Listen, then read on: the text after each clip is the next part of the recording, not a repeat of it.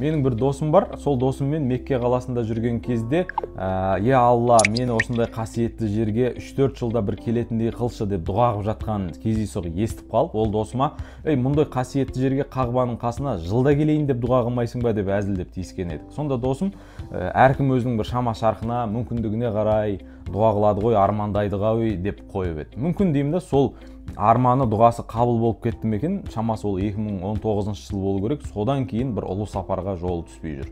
Менің тағы бір досым бар, көз дәрігері, офтальмолог. Сол досым айтады, егер адамның бір көзі көрмейтін болса, ал екінші көзі көретін болса, сол көретін көзінің өзін тасқып байлап тастасаңыз, егер біраз уақыттан кейін сол көретін көзінің өзі зағип болып, көрсоқыр болып, тасқараңғы болып қалады дейді. Бұл екі мысалды не үшін айтып отырмын, жігіттер?